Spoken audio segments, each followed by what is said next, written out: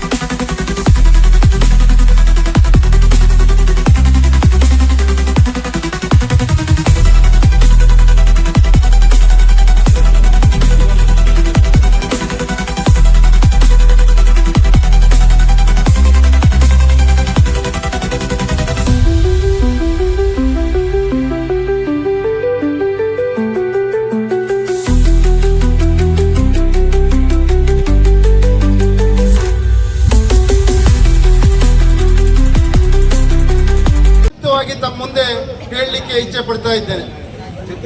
ತಾವೆಲ್ಲ ತಿಳ್ಕೊಂಡಿದ್ದ ಹಾಗೆ ಪರಮ ಪೂಜ್ಯ ಡಾಕ್ಟರ್ ಶ್ರೀಮನ್ ನಿರಂಜನ ಪ್ರಣವ ಸ್ವರೂಪಿ ಶ್ರೀ ಶ್ರೀ ಶಿವಕುಮಾರ ಮಹಾಸ್ವಾಮಿಗಳು ಸಿದ್ಧಗಂಗಾ ಮಠದ ಪೀಠಾಧಿಪತಿಗಳು.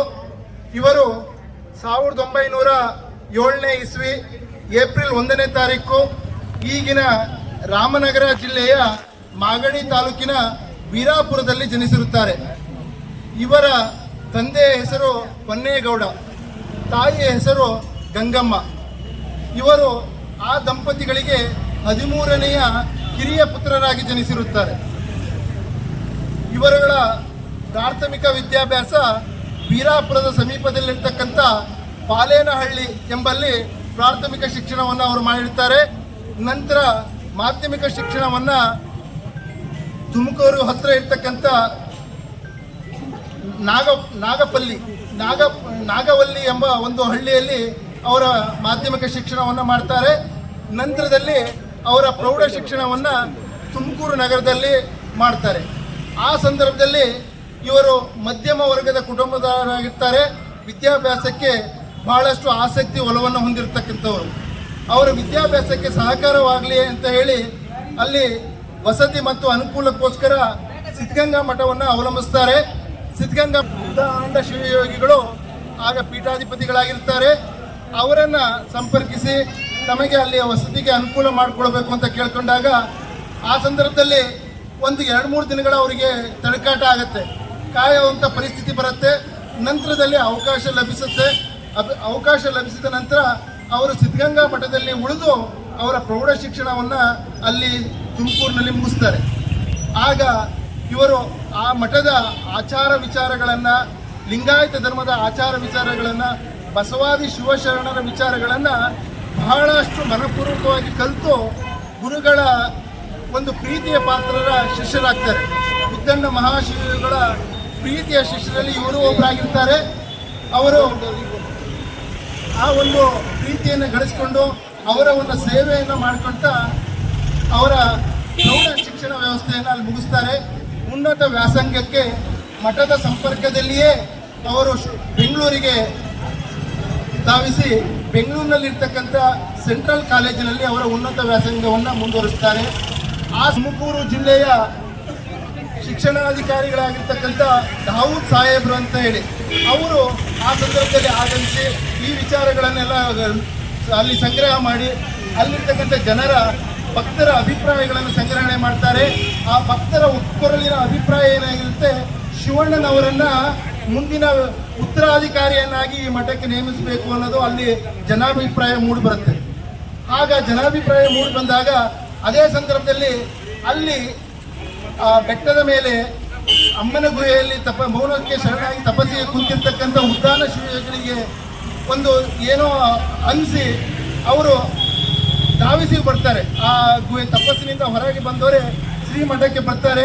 ಬಂದು ಭಕ್ತರನ್ನೆಲ್ಲ ಕರೆದು ತನ್ನ ಶಿಷ್ಯ ವರ್ಗದವ್ರನ್ನೆಲ್ಲ ಕರೆದು ನಿಲ್ಲಿಸಿ ಏನು ಮಾಡಬೇಕು ಮುಂದೆ ಅಂತ ಯೋಚನೆ ಮಾಡಿ ಅಲ್ಲಿರ್ತಕ್ಕಂಥ ಶಿಷ್ಯ ವರ್ಗದವ್ರನ್ನೆಲ್ಲ ಒಟ್ಟಿಗೆ ಕರೆದು ನಿಲ್ಲಿಸಿ ಆ ಸಂದರ್ಭದಲ್ಲಿ ಈ ಶಿವಣ್ಣನವರನ್ನ ಕಣ್ಣಲ್ಲಿ ಕಣ್ಣಿಟ್ಟು ನೋಡಿ ಅವರಲ್ಲಿರ್ತಕ್ಕಂಥ ಏನೋ ಒಂದು ಆ ಕಳೆ ಅಥವಾ ಅವರಲ್ಲಿರ್ತಕ್ಕಂಥ ಈ ಯೋಗ ಆ ಒಂದು ಗುರುತಿಸಿ ಆ ಶಿವಣ್ಣನಿಗೆ ಹೇಳ್ತಾರೆ, ನೋಡಪ್ಪ ನೀನು ಈ ಮಠದ ಮುಂದಿನ ಉತ್ತರಾಧಿಕಾರಿಯಾಗಿ ಮಠವನ್ನು ಮುನ್ನಡೆಸ್ಕೊಂಡು ಹೋಗಬೇಕು, ಇದು ನನ್ನ ಗುರುವಿನ ಆದೇಶ ಅಂತೇಳಿ ಅಲ್ಲಿ ಅವರ ಆದೇಶವನ್ನು ಜಾರಿ ಮಾಡ್ತಾರೆ. ನಂತರದಲ್ಲಿ ಅವರಿಗೆ ಹೋಗಿ ಬರೋಂಥ ಅವಕಾಶಗಳು ಬರುತ್ತೆ, ಹೋಗಿ ಬರ್ತಾರೆ. ಆದರೆ ಮೊದಲು ಗುರುಗಳಿಗಾಗಿರ್ತಕ್ಕಂಥ ನೋವಿಗೆ ಬೇಸರಕ್ಕೆ ಒಂದು 25 ವರ್ಷಗಳ ಕಾಲ ಅವರು ಪೂರ್ವಾಶ್ರಮದ ಕಡೆ ಹೋಗೋದೇ ಇಲ್ಲ.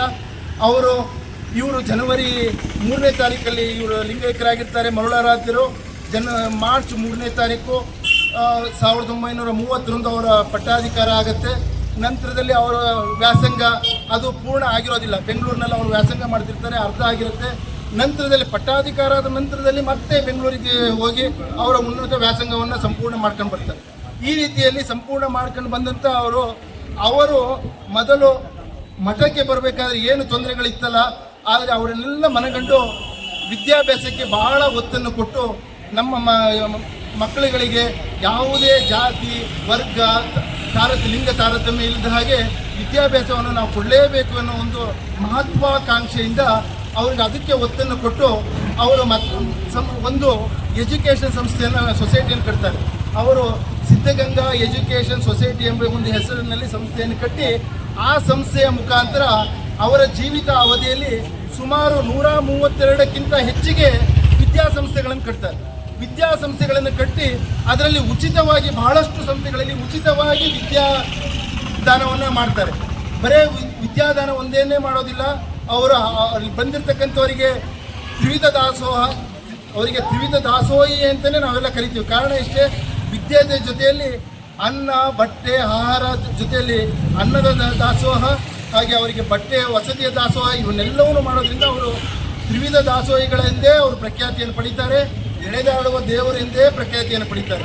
ಇವರ ಇಷ್ಟೆಲ್ಲ ಚಟುವಟಿಕೆಗಳನ್ನು ಗಮನಿಸಿ ಅವರಿಗೆ ಸಾರ್ವಜನಿಕ ವಲಯದಲ್ಲಿ ಸರ್ಕಾರದ ವಲಯದಲ್ಲಿ ಹಲವಾರು ಪ್ರಶಸ್ತಿಗಳು ಬರ್ತವೆ.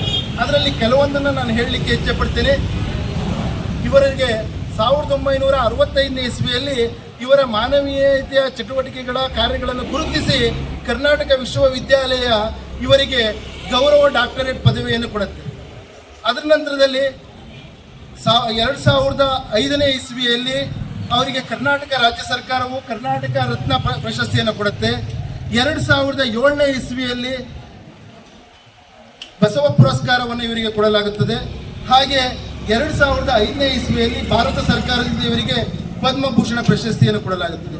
ಹೀಗೆ ಹಲವಾರು ಪ್ರಶಸ್ತಿಗಳಿಗೆ ಭಾಜನರಾಗ್ತಾರೆ. ಅದೆಲ್ಲದಕ್ಕಿಂತ ಮುಖ್ಯವಾಗಿ ಜನಸಾಮಾನ್ಯರ ಮನಸ್ಸಿನಲ್ಲಿ ಹಾಸುಹೊಕ್ಕಾಗಿ ಅವರು ಅಗಲಿದ್ರೂ ಕೂಡ ಇವತ್ತಿಗೂ ಚಿರಸ್ಥಾಯಿಯಾಗಿ ಉಳಿಯುವಂಥ ಪದವಿಯನ್ನು ಅವರು ಗಳಿಸ್ತಾರೆ. ಇದು ಅವರ ಬಹಳ ಒಂದು ಮಹತ್ವದ ಬೆಳವಣಿಗೆ, ಮಹತ್ವದ ಸಮಾಜಕ್ಕೆ ಕೊಡುಗೆ ಅಂತ ನಾವೆಲ್ಲರೂ ಅವರಿಗೆ ಇವತ್ತು ಕೂಡ ನಾವು ನಮನವನ್ನು ಸಲ್ಲಿಸ್ತಾ ಇದ್ದೇವೆ.